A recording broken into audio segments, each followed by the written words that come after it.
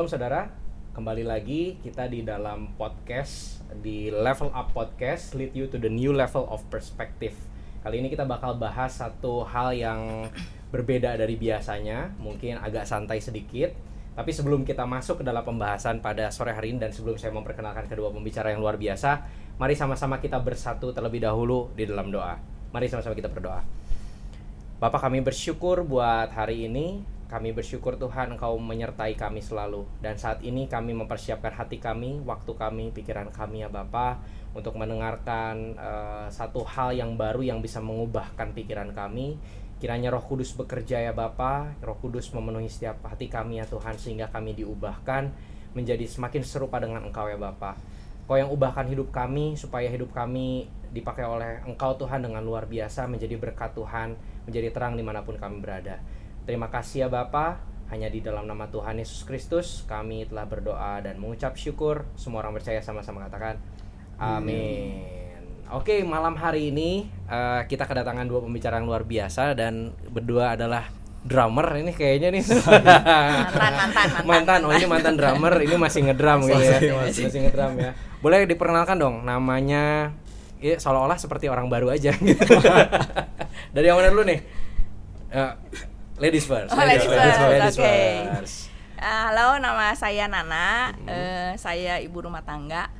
Anak saya 2. Usaha saya punya online bisnis lah ya kecil-kecilan lah gitu. Saya di sini pelayanan sebagai guru sekolah minggu di Victory Kids. Udah 2 tahun lah kurang lebih.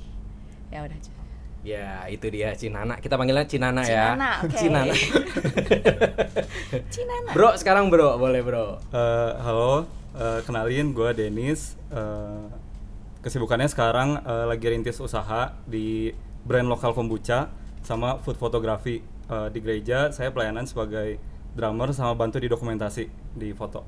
Oke, itu tadi Dennis. Nah, kedua pembicara ini adalah saya bisa bilang lah pembicara muda gitu ya, karena memang masih relatif muda ya. Kita muda terus sih sebenarnya di sini. Betul. Dan karena pokok bahasan kita hari ini tuh tentang anak muda sebenarnya. Cuman ini adalah satu hal yang sangat penting juga buat semua orang tahu, bukan cuma orang muda, mungkin orang tua. Karena apa? Suatu saat kita bakal punya anak kan, anaknya beranjak remaja, beranjak dewasa. Nah, mungkin ini bisa jadi bekal bagi kita semua. Kita bakal bahas hari ini dengan satu tema, yaitu quarter life crisis. Nah, jujur ketika kita menyiapkan hal ini gitu ya, nah ini kan istilah baru ya gitu. Saya yakin mungkin saudara-saudara di rumah juga sambil memikirkan apa sih quarter life crisis itu gitu kan. Nah, ketika saya baca gitu ya quarter life crisis dan saya tahu artinya, saya baru nginget-nginget lagi. Oh, saya pernah ngalamin nih hal ini nih, namanya quarter life crisis gitu kan.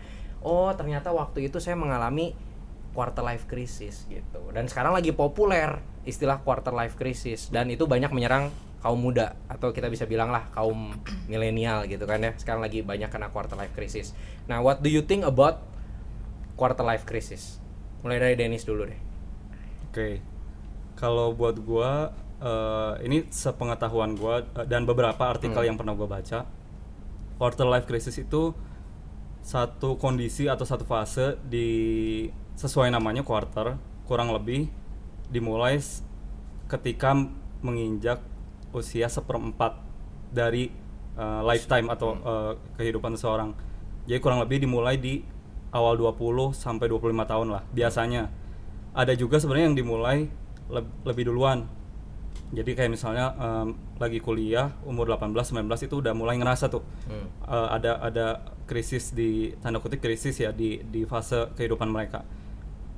Isinya apa? Isinya tuh tanda kutip kekhawatiran lah, masa-masa galau, tapi galaunya bukan sekedar kayak galau sama pacar atau galau mau makan apa, mau pergi kemana kayak gitu, tapi galau tentang lebih ke tujuan hidup, lebih ke gua tuh harusnya ngapain, terus lebih ke kalau kita ngomong Tuhan tuh maunya apa sih di hidup gua gitu.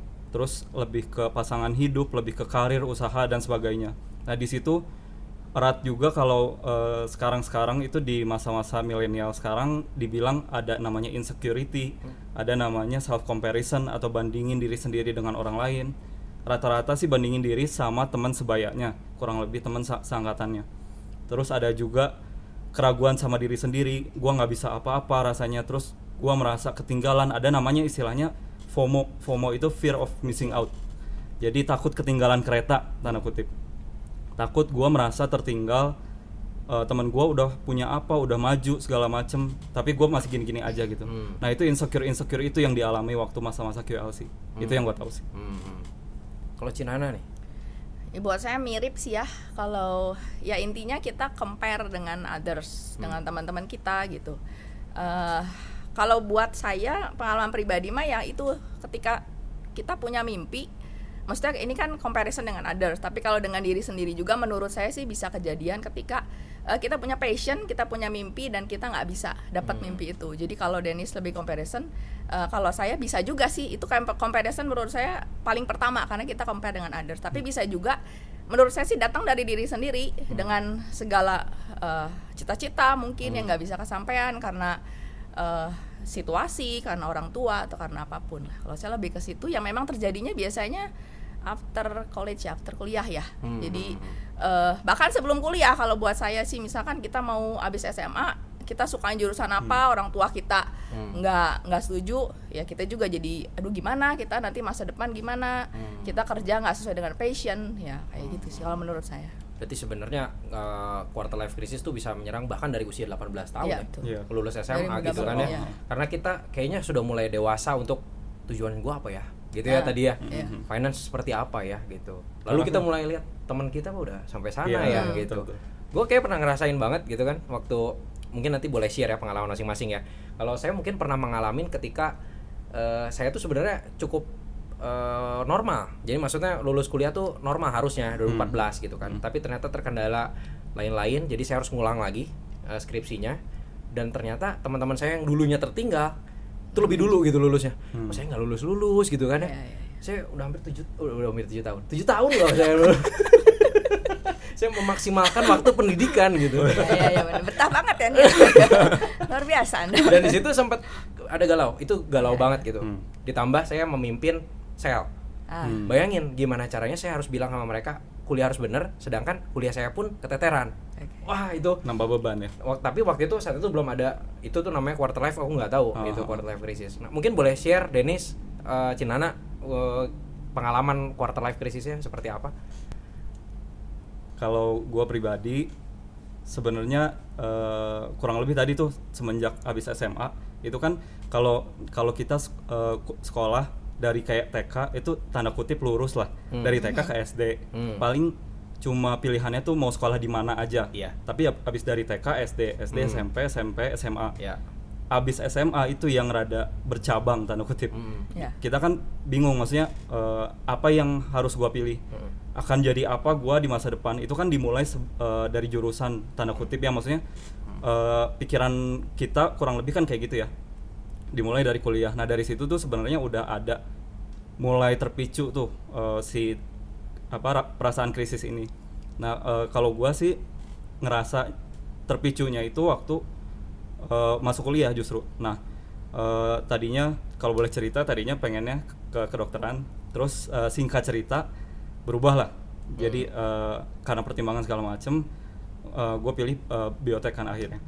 Nah, kalau gue itu agak mulai terasa itu sebenarnya pas kuliah. Karena apa? Sebenarnya bukan lebih ke khawatir atau gimana, tapi lebih ke bingung. Karena waktu itu gue nggak tahu di dunia kerja itu kayak gimana. Nanti idealnya tuh kayak gimana, belum benar-benar sama sekali belum kepikiran. Nah, abis itu kan rata-rata setiap orang itu abis kuliah pengennya kerja ya, mayoritas kayak gitu kan.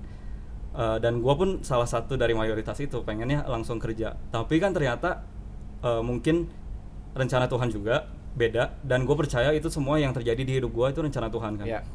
Nah, abis kuliah singkat cerita di kuliah sempet sih bukan part time, jadi kayak kerja di dormitory lah kayak gitu. Nah, setelah kuliah yang waktu kuliah pun waktu skripsi pun ada panggilan segala macem karena gue udah apply segala macem. Ternyata singkat cerita nggak ada tuh, nggak lolos lah maksudnya di yang gue apply segala macem. Sedangkan teman gue ada yang abis lulus kuliah, bahkan lulus belum wisuda pun cuma udah abis sidang mereka udah mulai kerja gitu loh. Walaupun apa istilahnya probation ya, percobaan dulu. Nah, Di situ mulai tuh timbul. Yang tadinya sekelas kan, seangkatan, main-main bareng, wah dia udah kerja, wah mulai. Nah dari situ abis, walaupun ini belum wisuda ya, udah sidang, terus ngelihat teman kayak gitu langsung insecure, langsung kayak nanya balik ke Tuhan, kok dulu perasaan di kelas di sekolah fine aja, terus tapi pas lulus wisuda lulus kuliah kok jadi kayak gini gitu loh. Ada perasaan kayak gitu. Terus compare lagi sama teman yang seangkatan, paling kerasa sih buat gua itu teman seangkatan. Jadi kayak tadinya sama bareng-bareng, terus ternyata beda nih waktu di setelah lulus akademi. Jadi kayak bandingin sama mereka, terus kayak muter-muter aja terus di situ, ini gua harusnya ngapain sih, kok belum ada yang goal segala macam. Itu terus neken sampai kayak ngerasa gua pribadi yang gagal gitu loh. Sebagai maksudnya karena idealisnya gua abis kuliah tuh kerja gitu. Nah itu nggak sesuai kan ternyata. Merasa down segala macam, bahkan ada waktu-waktu kayak tiap hari tuh mau tidur itu nggak tenang. Karena ada perasaan kayak wah gagal nih gua gitu loh. Nah itu yang paling kerasa buat gua sih. Jadi compare sama teman sendiri gitu, compare sama orang lain. Berarti awalnya start tadi ya, beres kuliah. Iya, kurang lebih kerasanya paling kencang tuh setelah kuliah. Dan faktornya dari teman-teman sebaya ya kebanyakan. Kalau Cinana gimana? Kalau saya justru abis SMA ya kayaknya udah kerasa, karena gini, saya pengen masuk jurusan psikologi waktu itu. Jadi udah tes segala macam, masuk. Jadi saya tes psikologi, masuk. Papi saya juga bilang tes Unpar, ya akun mene gitulah. Jadi intinya tuh orang tua saya nggak ngizinin saya masuk psikologi. Jadi psikologi itu teh passion buat saya, passion. Hasrat saya denger orang gitu.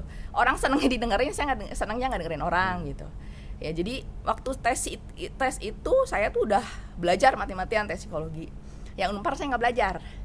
Tujuannya supaya nggak masuk. Jadi ya supaya nggak masuk. Jadi sengaja aja, pokoknya asal aja. Ya tapi mungkin Tuhan berkata lain, dua-duanya masuk gitu. Dua-duanya masuk. At the end saya ikutin apa kata orang tua saya. Jadi saya nggak ambil psikologi. Ya itu kalau Dennis mungkin dia comparison dengan others. Kalau saya bergulat dengan diri saya sendiri. Jadi itu cukup lama sih, saya perlu waktu 15 tahun. Akhirnya saya berdamai gitu. Oh ya udahlah, ya ini yang terbaik dari Tuhan gitu. Nah pas di masa-masa itu memang saya kuliah juga agak-agak, aduh kuduna teh aku teh di psikologi gitu ya, kuduna teh aku teh jadi psikiater. Kalau pikir-pikir sekarang corona kayaknya kalau saya jadi psikiater banyak duit gitu ya. Mikirnya aduh, nah itu saya tuh yang bukan yang salahnya sih, saya selalu berpikir if I terus if I, kalau saya gini, kalau saya gitu, kayaknya sekarang saya lagi gini, saya lagi gitu. Ya itu cukup mengganggu sih ya. Jadi ya buat saya quarternya kayaknya nggak quarter ya, malah jadi masih muda udah krisis ya. Krisis antara lu mau ikut orang tua atau lu mau ikut apa kata hati lu. Gitu. Jadi ya itu sih kalau saya. Dan dilema itu yang bikin kebingungan ya dalam diri sendiri ya gitu. Aduh bingung harusnya, harusnya gitu ya. Itu yang terjadi. Ini dua cerita yang faktor pemicunya berbeda gitu kan ya. Yang satu dari teman-teman, yang satu dari diri sendiri gitu kan, pergulatannya seru banget. Oke, kita bakal bahas nih ya. Faktor yang paling bikin kamu ngalamin KLC berarti dari Dennis adalah teman-teman sebaya, berarti gitu ya. Kalau misalnya dari Cici berarti orang tua gitu ya, orang tua dan diri sendiri juga diri sendiri juga ya. Nah, itu tadi yang kalau bagi saya ada satu lagi sebenarnya, medsos. Iya nggak sih, gitu ya. Betul. Kita sekarang di dunia kita bisa lihat semua orang share apapun, gitu kan. Gaya hidup lah kita bisa bilang lah. Kita kan nggak pernah ya nge-share sesuatu yang buruk di media sosial gitu kan. Kita bikin Indomie gagal misalnya, kita gagal kan nggak mungkin. Kita nge-share sesuatu yang baik, sesuatu yang bagus supaya dilihat orang. Nah, kadang-kadang medsos juga jadi bahan pembanding kan, apalagi orang-orang sebaya gitu. Betul. Yang teman kita udah sampai mana nih, udah ngapain aja nih sekarang, udah bisa beli apa nih gitu kan ya, dalam tanda kutip bisa beli apa, udah bisa ngapain aja. Bisa jadi itu salah satu faktor juga ya yang bikin kita mengalami si quarter life crisis ini gitu. Jadi ada 3 nih kira-kira, ada medsos ya, orang tua, juga diri sendiri, juga ada teman-teman sebaya tadi ya, teman-teman sebaya yang jadi faktor kita mengalami QLC tadi. Nah, sekarang nih sebagai kita orang Kristen gitu ya, bagaimana sih harusnya kita ngerespon dari QLC sendiri? Karena yang saya lihat mungkin QLC ini ujungnya apa? Adalah kekhawatiran yang kita bikin sendiri. Ya nggak sih? Yeah. Gitu kan? Kita khawatir kita bisa nggak sih gitu. Kok orang lain udah gitu, kok kita nggak bisa sih gitu. Kita jadi ragu sama diri kita sendiri. Mungkin Cinana harusnya gue gitu, gue bisa lebih harusnya gitu kan. Ternyata tidak gitu. Ya nggak sih kekhawatiran. Nah, sebagai orang Kristen harusnya kita gimana sih menghadapi si QLC ini? Khususnya buat teman-teman yang masih muda, pasti mereka dengar ini dan mungkin mereka lagi mengalami hal ini gitu. Dari Cinana dulu sekarang. Kalau saya dulu, saya mikirnya selain itu saya bisa apa lagi gitu. Kebetulan saya punya mimpi 2 waktu itu. Saya senang psikologi dan saya senang masak. Begitu psikologi ini buyar, ambiar semuanya, saya berusaha ngejar yang satu lagi. Saya bisa masak, saya kejar di situ. Caranya gimana? Ya saya belajar aja, belajar otodidak, ikut kursus kayak baca segala macam kayak dan usaha. Memang nggak ada lagi yang maksudnya ya udah gitu. Kalau lu di sini udah istilahnya mah bukan gagal sih, telat atau gimana lah gitu, ya lu jangan diem aja gitu. Kan ayatnya ada, Paulus menanam, Apolos menyiram, Tuhan memberi pertumbuhan. Jadi yang nggak bisa kita cuma doa aja, saya berdoa nggak bisa. You must do something gitu. Kalau saya cerita dikit ya. Waktu psikologi ambiar saya mulai passion saya dimasak. Jadi saya mulai bikin kue, saya mulai ikut pameran. Nah begitu ikut pameran, balik lagi memang orang tua saya mikir ya ngapain capek-capek ikut pameran gitu. Tapi saya juga sadar kalau masa digital gini, media sosial terus apa segala macam, kita nggak bisa punya toko aja gitu, nggak bisa. Kita mesti promosi. Caranya gimana? Lu ikut pameran kek atau apa kek. Ya jadi menurut saya sih ya berusaha. Lu pasti punya sesuatu selain itu. Jangan menyerah ketika lu pikir gua krisis aja, nggak bisa. Lu mesti bangkit. Itu tanggung jawab lu. Krisis mah ya udah gitu ya. Dan sekarang lu mau ngapain? Lu bisa apa ya lu kerjain lah gitu. Gitu kalau dari saya. Yang hebat satu, Cinana menemukan ya. Hal lain di luar hal yang akhirnya ambiar, taunya ada hal lain. Dan yang kedua yang nggak dilupakan, beres juga kan kuliah yang itunya beres juga kan. Beres dong. Nah kan hebat gitu maksudnya. Di luar itu kan bukan gua gitu, tapi beres kan, dikerjakan karena bertanggung jawab ya. Betul ya. Ya itu cerita selanjutnya setelah 15 tahun itu Tuhan kasih flashback. Saya malah dapetin semua yang saya minta gitu. Saya nggak masuk jurusan psikologi, betul saya nggak masuk, tapi sampai hari ini saya masih ngurusin orang bunuh diri, masih ngurusin orang cerai, orang selingkuh. Dan saya kan passion saya begitu, saya mau dengar orang gitu. Bukan ya dapat duit banyak mah ya udahlah gitu ya, tapi passion saya dengar orang gitu. Yang kedua, saya berusaha di bidang yang saya mampu. Jadi kalau selama ini kan orang ngelihat si Nana tuh bisa apa gitu. Sekarang saya bilang ya saya bisa ini gitu. Orang bisa mengakui saya gitu. Maksudnya ya orang teh kadang perlu pengakuan ya. Itu kan orang yang manusiawi lah gitu. Sekarang terus udah gitu, yang ketiga saya dulu bilang saya pengen kawin muda. Ya memang itu nggak rohani ya. Tapi sekarang semua saya dapat. Saya menikah muda, saya punya anak. Saya masih dengar orang curhat. Saya masih berusaha di bidang yang saya mampu gitu, yang saya bisa, passion saya lah kasarnya. Jadi ya menurut saya kalau memang Tuhan ngasih kamu krisis atau apapun, ya udahlah gitu, move forward aja. Nanti mungkin kayak saya perlu 15 tahun untuk bisa oke deh, saya terima semua ini. Gitu. Jadi ya udahlah, kerjain aja apa yang bisa dikerjain sekarang. Nah, yang menarik nih sebelum ke Dennis ya. Sejak kapan? Maksudnya titik apa nih ya yang bikin Cici oke lah gue harus move forward? Kayaknya di situ susahnya gitu, karena ketika kita ngalamin krisis kayak tadi kan, kapan majunya meninggalkan hal-hal yang mengecewakan kita nih kan, aduh saya nggak di jurusan yang itu, nggak di tempat yang saya mau, terus saya berpikir akhirnya oke, gue harus kerjain apa yang sekarang ada di tangan gue gitu. Dulu memang ya secara rohani saya berdoa sih, saya berdoa terus saya bilang ya rohaninya gitulah, saya berdoa, saya menanti jawaban ini kenapa gitu, kenapa saya nggak bisa dapat itu di depan mata, tapi saya psikologi udah masuk, ya tinggal diiyasin aja gitu kan, nggak ada masalah. Kenapa sih Tuhan? Ya kasarnya saya cuma berdoa bangun connection supaya saya bisa denger. Mungkin kemarin saya budak mungkin ya 15 tahun itu saya budak mungkin ya.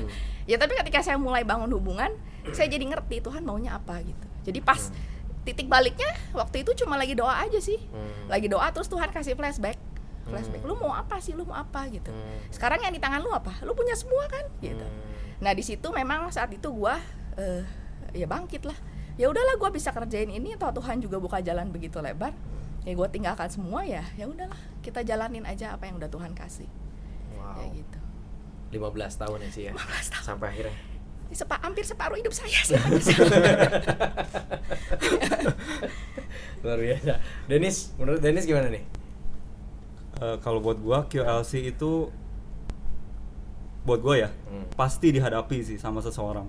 Mau itu kayak Cinana mungkin cenderung lebih awal atau nanti mungkin agak telat, karena ternyata bukan cuma setelah kuliah aja, ternyata ada teman-teman gue yang udah kerja beberapa tahun ternyata baru ngalamin gitu. Harusnya gue ngapain sih gitu. Mulai baru timbul gitu. Kalau buat gue itu pasti dialami buat setiap orang, dan justru itu ya memang ada hal negatif, ada hal positifnya. Negatifnya kita jadi cenderung stres, cenderung maksudnya bandingin sama orang lain misalnya. Tapi positifnya justru di situ kalau buat gua jadi chance buat lu step back sebentar dan lu balik ke Tuhan gitu. Kalau misalnya selama ini kayak mungkin semua jalan kayak sesuai ekspektasi kita, jalan lancar-lancar aja, terus sekarang kayak lah kok kayak gini gitu.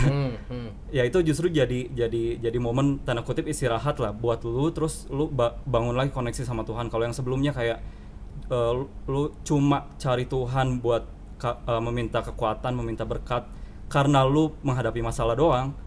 Nah mungkin sekarang kesempatannya mungkin ya. Nah terus kayak mirip kayak Cinana tadi, Tuhan itu tertarik Tuhan nyuruh kita bukan melakukan hal yang besar langsung gitu loh. Karena di setiap tangan kita tuh pasti ada sesuatu. Ada talenta, ada apapun yang Tuhan kasih, sekecil apapun itu semua dari Tuhan kan. Nah itu harus dikerjain. Nah kalau kita lihat cerita di Alkitab, Musa waktu ketemu Tuhan itu Tuhan nggak bilangnya kamu harus cari tongkat gitu, tapi apa yang ada di tangan dia kan yang ditanya. Nah, which is tongkat. Nah sama kayak kehidupan kita gitu loh. Ada apa sekarang di tangan kita? Nah fokusnya kita itu bukan ke sesuatu hal yang besar gitu loh. Tuhan aku pengen kayak gini gitu. It's okay, justru bagus punya rencana, punya mimpi besar. Justru kalau nggak ada mimpi itu pertanyaan gitu jadinya. Tapi terlalu fokus di sana juga istilahnya over ekspektasi gitu loh. Jadinya malah kalau ternyata nggak sesuai sama apa yang kita jalanin, jadinya down, jadinya stres. Kan kita merencanakan, Tuhan yang menentukan gitu loh nanti di akhirnya kayak gimana. Jadi apapun yang ada di tangan kita, mau kita sedang kerja, kita sedang usaha, kita sedang kuliah, sekolah, apapun yang ada di tangan kita itu Tuhan yang percayakan, dan lakuin itu dengan maksimal gitu. Kalau untuk sekarang, apalagi mungkin sekarang kondisinya lagi hampir semua down ya karena pandemi segala macem. Ada mungkin yang kayak stres di kerjaannya kayak gimana, atau nanti kedepannya kayak gimana, bahkan kayak saya banyak mungkin yang kehilangan pekerjaan segala macem. Tapi pasti ada satu atau sekecil apapun itu Tuhan percayakan buat kamu gitu loh, buat kita semua. Di tangan kita itu sekecil apapun. Nah itu lakuin dengan maksimal untuk sekarang. Kayak gitu sih kalau buatku. Ya. Nah yang luar biasa ya, kalau tadi aku tanya Cinana dan Dennis, memandang si QLC ini bukan sebagai waduh gawat nih, tapi sebagai satu titik di mana kita bisa kembali lagi, satu mengenal diri, yang kedua kembali lagi kepada Tuhan ya, yang tadi gitu ya. Ini tuh sebagai satu proses dalam hidup kita, dan gue yakin lah semua orang pasti mungkin pernah menghadapi itu gitu, tapi mungkin baru di-identify sekarang gitu. Kayak gue kan, gue pernah mengalami hal itu tuh gitu kan, kayaknya saya pernah nih ngalamin, atau mungkin kita belum, mungkin nanti kita bakal mengalaminya. Nah jadi take notes ya dari yang tadi kita udah obrolin, bahwa itu bisa jadi adalah sebuah titik di mana kita bisa step back dulu, lalu kita bisa balik lagi sama Tuhan gitu, balik lagi kita cari tahu apa yang Tuhan mau gitu, which is pasti bukan sesuatu yang di luar kuasa kita, tapi biasanya apa yang kita punya saat ini kayak gitu. Nah sekarang kita getting real lah, tadi yang gue bilang ya, media sosial berkembang terus. Mungkin sekarang platformnya apa yang paling terkenal? Instagram, TikTok kali ya. Pernah main TikTok nggak ya? Enggak. Gue juga nggak main kok. Tapi platform udah makin berkembang gitu ke depan, dan kita bisa melihat semua gaya hidup orang gitu kan, di Instagram, di mana lah ada orang yang gaya hidupnya wah mentereng banget, dan itu tuh bakal kita lihat gitu. Comparison tuh bakal selalu terjadi dalam hidup kita gitu. Nah, ada ide nggak sih dari Cinana atau Dennis gitu, bagaimana cara kita memandang hal ini? Karena ini nggak bisa dihindari gitu kan. Kita kan pasti, kecuali kita saya mau tinggal di gua gitu, nggak pakai Instagram, semua nggak pakai gitu. Pernah puasa Instagram kan? Bete banget ya. Saya juga pernah. Kapok. Itulah, kita nggak bisa menghindari gitu hal seperti itu. Dan comparison tuh bakal adalah sedikit-sedikit gitu kan. Aduh, kok dia bisa gini, gue juga pingin. Nah, ada tips-tipsnya nggak? Kira-kira melihat hal seperti ini, kita harus bertindak seperti apa, bereaksi seperti apa? Dari mana dulu? Yang sweet dulu. Waduh. Sok. Ya, Dennis dulu. Saya mikir dulu.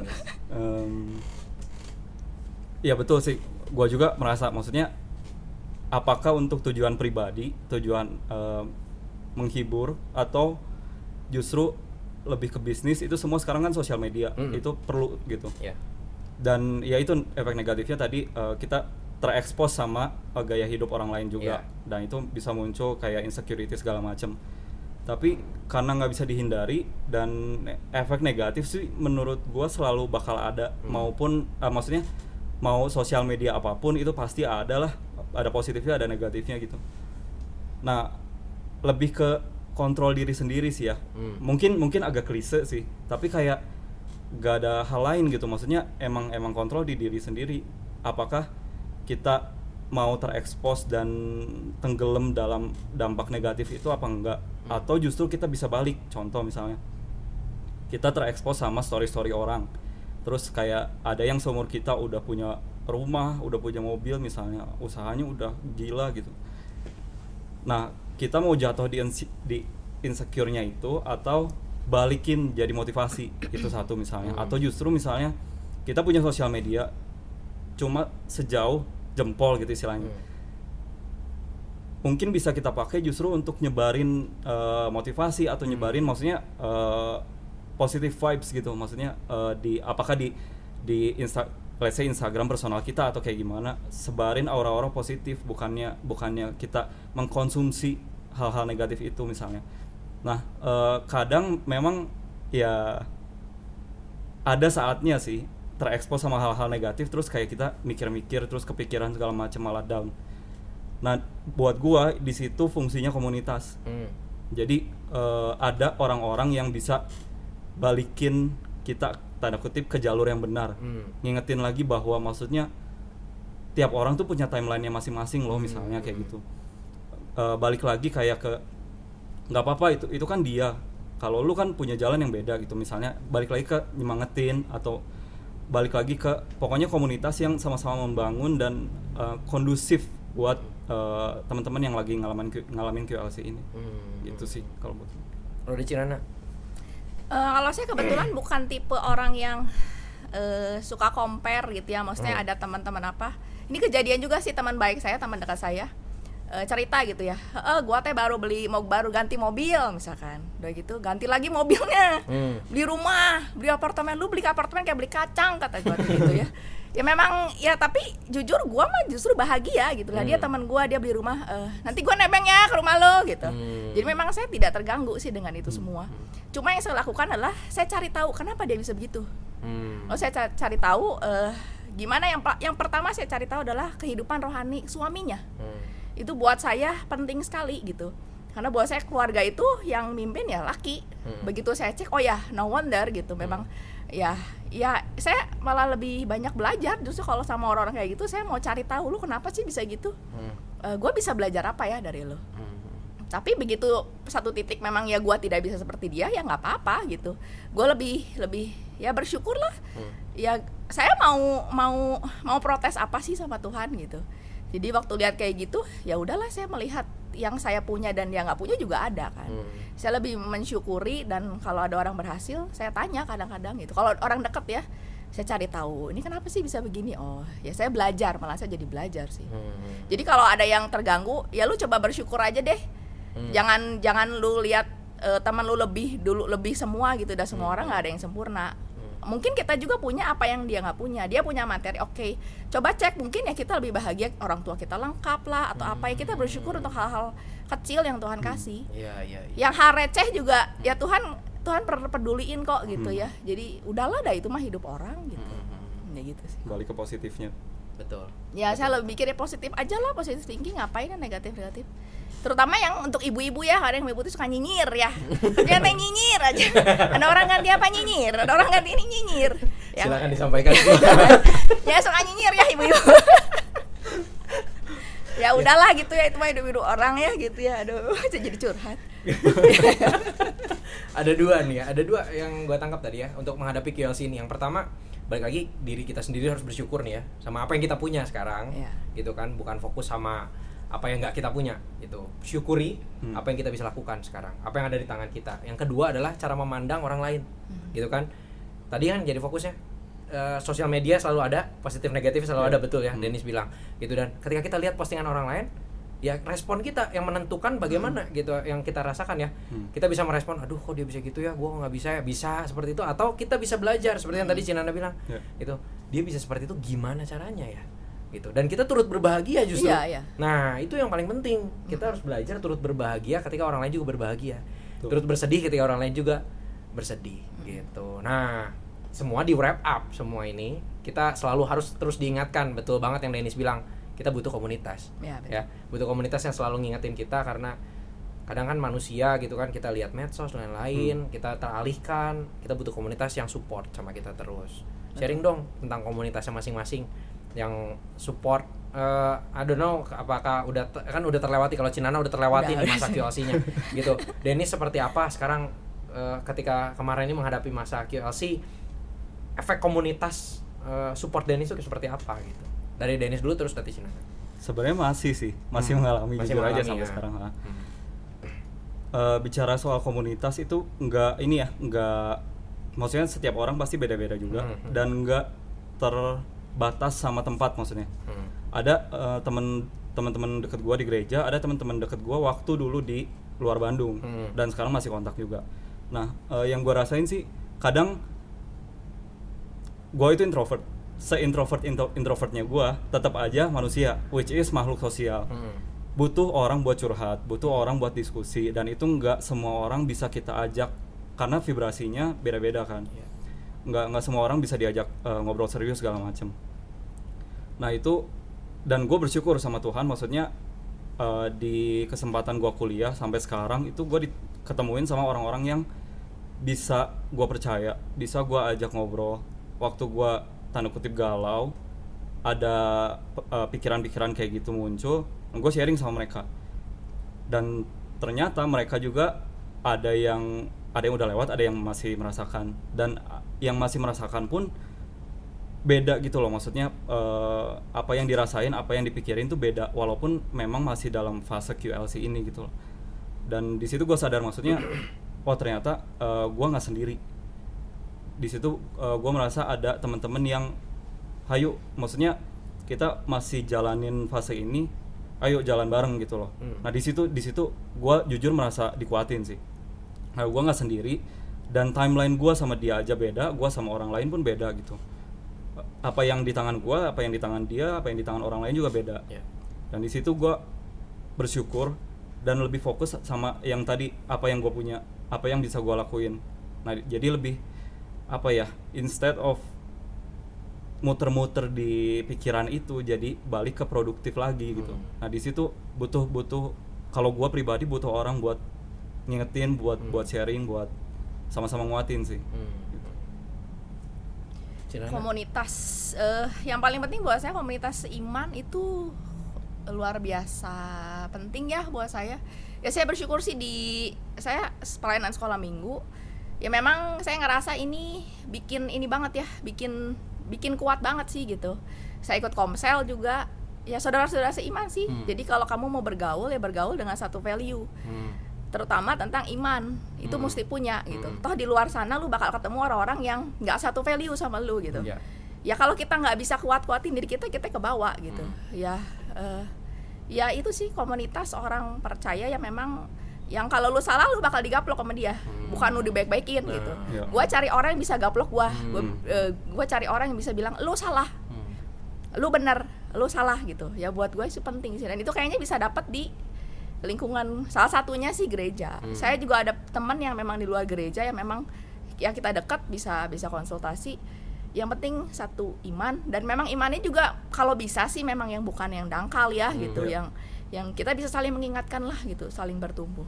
Iya, yang bisa menegur di saat Ya. kita butuh ya, bukan Ya. cuman happy aja gitu ya, Ya, tapi bisa benar. mengingatkan kita ya. Nah, nice. Makanya dari itu, saudara, mari kita gabung Sharon. Victory Kids juga. Promosi program ya. iklan gereja. Promosi ya. Tidak semua ada di bawah Iya, sini. iya, Bisa aja ya. Oke, Promosi. kayaknya udah cukup lama juga kita ngobrol dari tadi ya, dan kita kembali lagi pada kesimpulannya. Kesimpulannya adalah QLC ini dihadapi semua orang, dan Ya. kita harus lihat kepada diri kita sendiri, kenali diri kita sendiri. Kalau saudara-saudara ikut mungkin core di ministry atau di mana, kita pelajari soal shape, soal diri kita tuh dibentuk unik gitu oleh Tuhan. Jadi kalau kita masih membandingkan diri kita dengan orang lain, itu salah banget gitu. Kenapa? Karena Tuhan mau ada tujuan khusus dalam hidup kita ya gitu. Jadi satu, kenali diri kita sendiri. Yang kedua, kita harus lihat orang lain dengan cara yang benar, lihat medsos dengan cara yang benar gitu. Yang ketiga, kita harus ada di dalam satu komunitas yang bisa dukung, yang support kita gitu, sehingga kita bisa lewatin masa-masa ini. Dan indahnya tuh kayak tadi, ketika kita sadarin lagi, Tuhan bawa gue juga ke tujuan gue ya, yang gue mau gitu.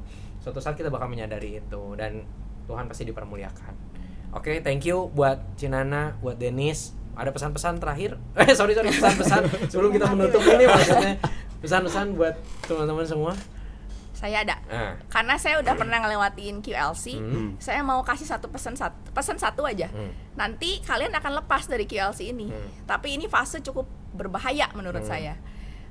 Saya pernah ngalamin di mana pilihan datang begitu banyak. Karena saya udah lepas dari QLC ini, saya dapat mimpi saya di depan, saya harus milih. Jangan sampai salah pilih. Tetap jadiin Tuhan nomor satu. Itu mah harga mati aja. Ketika lu main-main dengan ini, ya siap-siap aja lah gitu. Saya mengalami di mana saya mulai mempermainkan posisi Tuhan. Ya akhir-akhirnya Tuhan tarik lagi. Jadi jangan pernah takut ketika kita kerja buat Tuhan. Ya, short ini nggak tahu ya menurut saya. Ketika kerja buat Tuhan, jangan tahu Tuhan yang kerja buat kita. Kadang kita cuma diem aja. Kayak misalkan gini, saya offin di hari Minggu karena saya mulai ikut Victory Kids. Hari Minggu itu adalah hari bejibun kue orderan karena semua orang libur. Ketika saya memutuskan off Minggu aja juga setengah mati ya, maju mundur. Akhirnya saya memutuskan plug off, dan dengan amazingnya orderan malah datang di hari biasa. Jadi hari Minggu saya close, tapi berkat saya nggak berkurang tuh gitu. Malah berkat saya justru nambah, kasarnya nambah. Jadi kayak saya mengurangi pekerjaan saya, tapi berkat saya lebih banyak gitu. Saya nggak ngomong tentang cari Tuhan, nggak usah cari Tuhannya dulu lah, berkat mah urusan belakangan lah, nggak usah takut. Jadi hati-hati aja ya buat kalian, karena saya udah pernah lewat ya, udah pernah jatuh juga ya. Jadi jangan sampailah, tetap Tuhan jadi nomor satu. Yes. Dennis. Mungkin tambahin dikit kali ya. Ya. Seringkali kayak ini gua juga jujur mengalami kayak seringkali kalau waktu doa itu kita minta tolong, minta kekuatan, minta berkat. Buat gua itu sering terdengar, dan gua pribadi juga sering berdoa kayak gitu. Mungkin bisa kita atur ulang tanda kutip. Bukan fokus sama berkat. Oke, kita punya mimpi, kita punya impian yang mau kita kejar, pengen punya usaha ini, pengen kerja di sini segala macam, pengen dapat gaji yang baik kayak gitu. Tapi kadang kita terlalu fokus sama materinya. Kita nggak fokus sama pemberi materinya. Which is justru harusnya kita fokusnya sama Tuhan. Kadang kayak kita ngelihat masalah segala macem, aduh kayak gini yang gak nentu gitu loh. Kerjaan gue kayak gini-gini aja, mau jadi apa gue gitu. Nah itu kadang bikin kita lebih fokus ke yang berkatnya gitu, bukan fokus ke pemberi berkatnya justru. Nah itu mungkin saat-saat QLC ini justru kita harus adjust sedini mungkin buat kita fokus sama Tuhannya justru, bukan fokus sama yang lain. Ya, jadikan Tuhan fokus nomor satu ya dalam hidup kita. Oke, Itu semua kesimpulan dan pesan-pesan ya dari Cinana, dari Denis. Semoga jadi berkat bagi kita semua. Jadi buat pendengar juga mungkin di podcast di hari berikutnya. Selamat mendengarkan dan semoga ini bisa mengubahkan kita semua. Oke, kita tutup dalam doa. Yuk, kita berdoa. Bapak, kami bersyukur buat pertemuan yang sudah Engkau rancangkan sedemikian rupa sehingga kami boleh ngobrol. Biar obrolan ini ya Tuhan, ini bisa mengubahkan banyak orang, bisa jadi satu pembelajaran Tuhan, sehingga kami hidupnya semakin berkenan di hadapan-Mu, kami semakin mengandalkan-Mu ya Tuhan. Baik kami masih muda ataupun kami orang tua yang saat ini punya anak remaja ya Tuhan, biar kami bisa ya Tuhan untuk menangani fase-fase dalam kehidupan kami. Biar kami bisa dalam fase kehidupan kami bukan cari hal lain tapi mencari Engkau. Terima kasih ya Tuhan, berkati buat Cinana, berkati Denis ya Tuhan, baik dalam usaha pekerjaan mereka, apa yang lagi mereka rintis, apa yang lagi mereka buat saat ini ya Tuhan. Mari Engkau berkati dengan berlimpah-limpah ya Tuhan, dan lewat situ berkat-Mu bisa tersalur bagi banyak orang ya Bapa. Terima kasih ya Tuhan, hanya di dalam nama Tuhan Yesus Kristus kami berdoa dan mengucap syukur. Amin. Sampai jumpa di Level Up Podcast berikutnya, lead you to the new level of perspective. Bye.